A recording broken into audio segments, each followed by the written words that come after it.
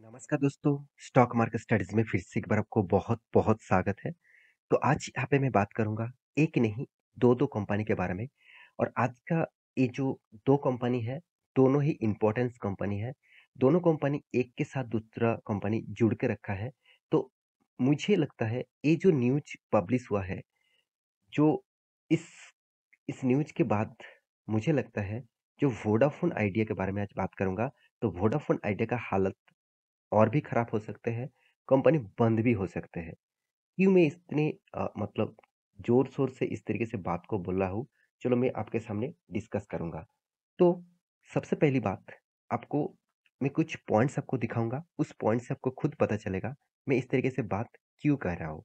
तो वीडियो को शुरू करने से पहले मैं रिक्वेस्ट करूँगा, अभी तक आपने चैनल को सब्सक्राइब नहीं किया, तो ज़रूर सब्सक्राइब कर लीजिए और अभी तक आपने टेलीग्राम को जॉइन नहीं किया, वहाँ पे भी जॉइन कर सकते हैं। आप बहुत अपडेट्स और बहुत सारे फ़ायदा वहाँ पे आपको मिलेगा। तो चलो देख लेते हैं आज के न्यूज़ के बारे में। तो सबसे पहले मैं न्यूज़ के ऊपर चला जाता हूँ। न्यूज़ कौन-सा है? Business standard. तो बिज़नेस स्टैंडर्ड के ऊपर न्यूज़ आ चुके हैं। तो पहले मैं 2 कंपनी के बारे में बात करूँ। कंपनी एक है, आप देखेंगे तो इंडस टावर्स। तो इंडस टावर क्या है? इंडस टावर है, जितने सारे आप टावर्स देखते हैं, मतलब मान के चलिए रिलायंस हो गया, जैसे भारती एयरटेल हो गया, जैसे वोडाफ़ोन आइडिया हो गया, ये सारे के सारे कंपनीज़ क्या करते हैं, इसका खुद के पास कोई टावर्स नहीं होते हैं। वो क्या करते हैं, इंडस टावर के साथ जुड़े होते हैं। मतलब इंडस टावर इसको टावर सर्विसेज़ देते हैं और उसी टावर सर्विसेज़ के माध्यम से वो देखा जाए नेटवर्क को डिस्ट्रीब्यूट करते हैं। तो मेन पॉइंट्स है, इंडस टावर सबसे इम्पोर्टेंट कंपनी है। तो इनमें से मैं पहले बता चुका हूँ, रिलायंस भी है, वो मतलब वोडाफोन आइडिया भी है, साथ ही साथ देखा जाए तो एयरटेल भी है। तो इस तीनों कंपनी इस कंपनी के साथ जुड़े हुए हैं।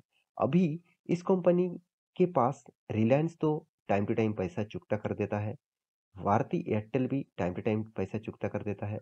अभी जो कंपनी सबसे ज़्यादा प्रेशर में है, वो है वोडाफोन आइडिया और ये कंपनी पहले तो कर्ज़े में डूबे हुए हैं और कंपनी का बिज़नेस भी ठीक-ठाक नहीं चल रहा है। लगातार इसका कस्टमर इस कंपनी से शिफ्टिंग हो रहा है दूसरे कंपनी के ऊपर, तो कंपनी का हालत और भी बिगड़ते जा रहा है। तो इसी सिचुएशन में इंडस टावर ने एक बहुत बड़ा फैसला लिया, जो फैसला मैं अभी आपको दिखाऊँगा।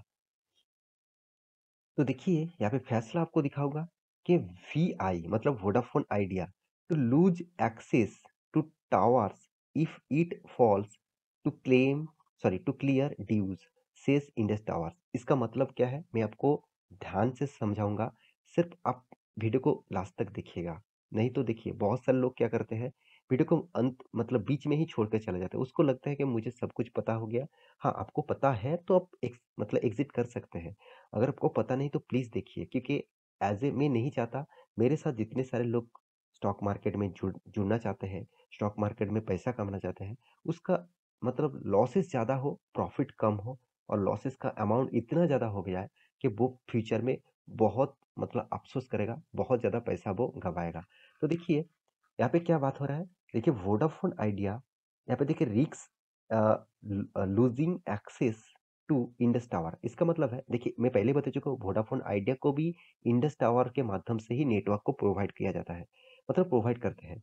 तो मोबाइल टावर्स फ्रॉम यहाँ पे देखिए November if it fall to clear its dues. मतलब नवंबर मंथ मतलब इस मंथ में पिछले 2 दिन पहले ही इंडस टावर ने क्या किया, डायरेक्ट वोडाफोन आइडिया को बताया कि आपका जितने सारे ड्यूज है, मतलब आपका जो टावर का मैंने सप्लाई दिया, जो उसका जो पैसा अभी अभी भी बाकी है, वो पैसा मुझे 1 मंथ के मैं टाइम देता हूँ, उस टाइम के अंदर-अंदर आपको पे करना है। अगर पे नहीं करेंगे, तो मैं आपका जितने सारे कनेक्शन है, वो काट दूँगा। तो इसका मतलब सोचिए कितना बड़ा प्रेशर है वोडाफोन आइडिया के ऊपर। आप देख सकते हैं, the telco has been asked by Indus tower. Telco मतलब टेलीकॉम जो मतलब रेगुलेटरी बोर्ड होते हैं, वो भी खुद यहाँ पे बताया है कि इंडस टावर को कि टू क्लियर ड्यूज़ और लॉस एक्सेस टू टावर्स।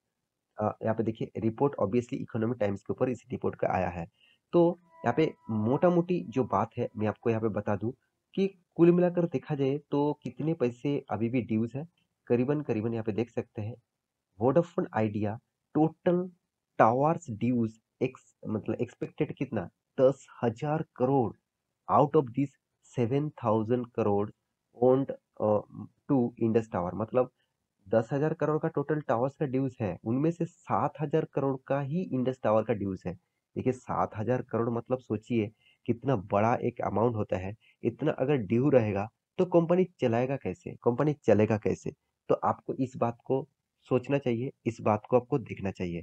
तो मेरे हिसाब से एक बहुत बड़ा इम्पैक्ट आने वाला है इन मतलब वोडाफोन आइडिया के ऊपर, क्योंकि इंडस टावर डायरेक्ट आपको बता चुके हैं कि 1 मंथ का टाइम दे रहा है करीबन-करीबन, वो नवंबर के मतलब अंदर-अंदर आपको उसको पेमेंट करना है। देखिए 1 मंथ क्यों है? क्योंकि देखिए सितंबर तो ऑलमोस्ट खत्म हो चुके हैं। तो अभी आपको मैं बता दूँ तो सितंबर के बाद अभी कौन-सा आने वाला है? नवंबर आने वाला है। तो सॉरी, सितंबर के बाद अक्टूबर आने वाला है, उसके बाद नवंबर आने वाला है। तो उस टाइम पीरियड के अंदर-अंदर ये जो 7,000 करोड़ का ड्यूज़ है, उसको पेमेंट करने के लिए बोला है। देखिए एटलीस्ट कंपनी ये नहीं बता के पूरा का पूरा पैसा मुझे दीजिए, तो कुछ तो पैसा दीजिए। अगर वो पैसा आप नहीं देंगे तो ए जो मतलब टावर्स कंपनी है, इंडस टावर है, उसका बिज़नेस कैसे चलेगा? तो इसीलिए हमेशा आपको इस चीज़ को ध्यान रखना होगा। तो बहुत सारे लोग वोडाफ़ोन आइडियाज़ के ऊपर निवेश करते जा रहे हैं लॉन्ग टर्म के लिए। उसको लग रहा है कि कंपनी बहुत बड़ा बनेगा। हाँ, बड़ा बन सकता है। मैं ये नहीं कहूँगा कि डूबे है कंपनी, मरे है कंपनी, फिर से खड़ा नहीं हो पाया, ऐसे बिल्कुल भी नहीं। बहुत सारे एग्ज़ाम्स हैं। वे आपको दिखा सकता हूँ। मगर उसको खड़ा होने के लिए उसको फंडिंग का ज़रूरत है, उसको पैसे का ज़रूरत है। अगर कोई भी कंपनी उसको पैसे देने के लिए तैयार ही नहीं है, तो वो कंपनी कहाँ से खड़ा होगा? तो ये बात तो भी आपको सोचना चाहिए ना। तो मेरे हिसाब से एक बहुत बड़ा इम्पैक्ट देखने को मिला वोडाफ़ोन आइडिया की तरफ से। देखिए, यहाँ पे मैं कुछ चीज़ आपको दिखाऊँगा वोडाफ़ोन आइडिया के बारे में, और भी पता चलेगा कि कंपनी कितना ज़्यादा प्रेशर में है। बहुत सारे लोग मुझे कमेंट करते रहते हैं, "सर कंपनी एक दिन खड़ा होगा।" इस तरीके से कमेंट भी मुझे आया है। देखिए, आपकी बात मैं गलत नहीं कहूँगा। अगर कंपनी को फंडिंग मिल गया, तो कंपनी तो फिर से खड़ा हो ही सकता है। तो फिर भी अभी फ़िलहाल के लिए इसका हालत आप देख सकते हैं। जो ट्रेड पेबल मतलब क्या है? देखिए, बिज़नेस जब एक कंपनी दूसरे कंपनी के साथ बिज़नेस करता है, उसको ट्रेड कहा जाता है। तो पेबल मतलब अभी ट्रेड करने का जो पेबल मतलब पे करना होगा। रिसीवेबल मतलब कंपनी को खुद को मिलने वाले हैं। तो ट्रेड पेबल मतलब कंपनी को अभी पेमेंट करना है, कितना? पहले कंपनी का 3,500 करोड़ का पेमेंट करना था। अभी 13,300 करोड़ तक कंपनी का पेमेंट बाकी है। और उनमें से देखिए अदर करंट लायबिलिटीज, अब लायबिलिटीज देखेंगे तो पहले 7,000 करोड़ का था, अभी 32,400 करोड़ का लायबिलिटीज है। तो सोचिए इतना बड़ा लायबिलिटीज, इतना बड़ा पेबल, साथ ही साथ कर्जा, शॉर्ट टर्म कर्जा भी कितना 15,000 करोड़ के आसपास है। लॉन्ग टर्म कर्जा कितना है? 1,75,000 करोड़ से भी ज़्यादा है। तो सोचिए जो कंपनी का हालत अभी इस रेंज में आ चुके हैं, इस लेवल में आ चुके हैं, क्या उस कंपनी के ऊपर आपको निवेश करना चाहिए? तो मेरे हिसाब से उस तरीके की कंपनीज़ के ऊपर आपको निवेश नहीं करना चाहिए। देखिए मेरे खुद के ओपिनियन बता रहा हूँ, आपके ओपिनियन अलग हो सकते हैं। तो मैं हमेशा यही कोशिश करता हूँ, जो गलती मैं पहले स्टॉक मार्केट के मतलब आने के बाद किया हुआ हूँ, जो मैं इतने सारे सालों में एक्सपीरियंस करके आज इस मतलब लेवल तक आ चुका हूँ, मैं ये नहीं कहूँगा कि मुझे सब कुछ जानकारी मिल चुका है, ऐसे बिल्कुल भी नहीं, हो नहीं सकता। क्योंकि मरते दमों तक स्टॉक मार्केट से अगर जानकारी आप इकट्ठा करेंगे, फिर भी आपको कम पड़ जाएगा। तो मेरे हिसाब से अ, जितनी स्टडी करेंगे, आपको बहुत सारी चीज़ पता चलेगा। तो मैं देखिए यहाँ पे मैं लायबिलिटीज़ के बारे में इसीलिए दिखा रहा हूँ क्योंकि कंपनी का टोटल लायबिलिटीज़ बन चुके हैं 60,900 करोड़ के आसपास। तो टोटल जो करंट नॉन करंट लायबिलिटी और यहाँ पे करंट लायबिलिटी मतलब उसको इस सालों में ही पेमेंट करना पड़ेगा। वो पेमेंट अगर ना कर पाए तो कंपनी के ऊपर और भी ज़्यादा प्रेशर होगा। तो नॉन करंट लायबिलिटी मतलब इस टाइम पीरियड को आपको ज़्यादा दिया जाता है, ज़्यादा टाइम दिया जाता है, उस टाइम पीरियड के अंदर आप कर्जा चुकता कर सकते हैं।